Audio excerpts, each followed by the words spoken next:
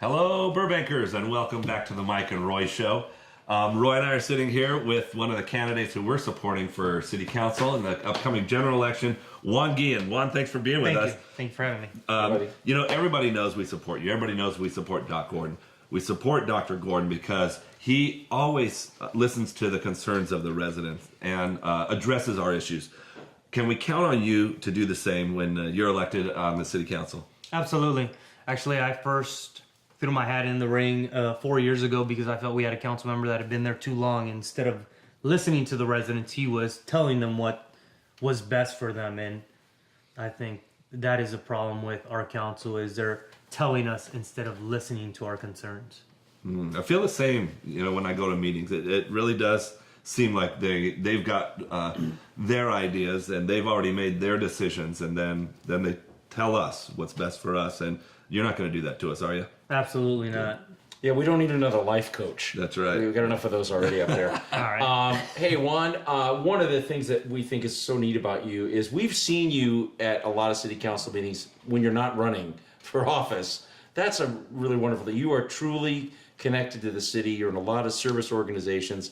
Speaking of service, we know, and we're very impressed, everybody I've talked to about it, that you're, we were in the Marine Corps, you served in Iraq. Talk about service. What does service mean to you? How does that apply to being a city councilman in our city? What can you do along those lines?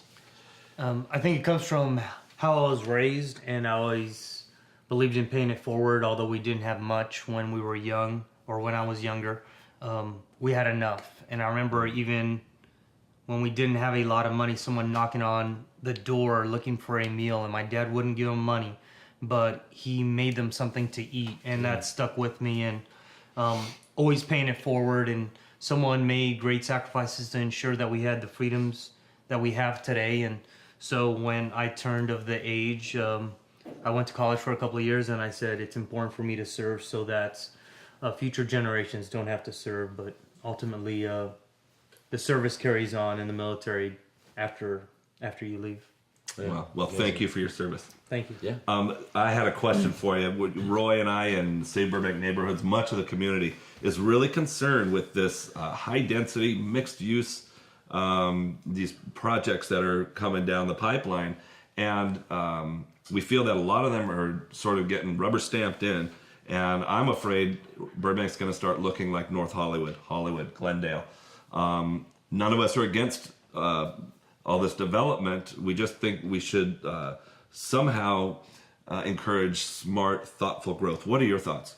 Well, people like to say, oh, as soon as you're opposed to any kind of development, you're anti-development. No, the reality is I'm anti-reckless development. And when I'm talking about reckless development, I'm talking about insufficient traffic studies done on projects, saying no one's going to ride a car, so we don't need sufficient parking, and then land giveaways, where we're giving up taxpayers' land at a discount. Tularia. Tularia being a good example. Yeah. We need to make sure that when we develop, we're addressing needs of the concerns and not just serving the needs of the developer's pocketbook.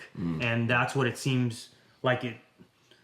The council doesn't seem to have a direction. The direction is, let's build our way out of debt. And that hasn't worked. And so we need thoughtful development that addresses the needs of attainable housing for teachers and firefighters and city employees, something that would create less traffic within the city, not create more traffic. Yeah, and you brought up something that really is scary to me. Much of the city council are saying that that's the way out of this financial crisis, is build more, develop more. Yeah. I don't think that's the answer. And I don't think we've quantified whether when we build we have a net gain or a net loss, because with more development and higher density, we have greater demand on our schools, our roads, our fires, our police services. Yep. So at the end of the day, just because we got additional money this year, how do we pay for that greater demand in the future? Yeah, the big concern. We're really excited to be endorsing you this time, and we're going to work our butts off to help get you elected, you and Doc. I appreciate it. And again, it's going to bring, we hope, some more equilibrium to the council, so we get more voices on there that help out the citizens. So really Thank you very excited much. for you. Thank you for your support. I All right, appreciate Juan. it. Thank you. All right, we'll see you next time on the Mike and Roy Show. Thank you.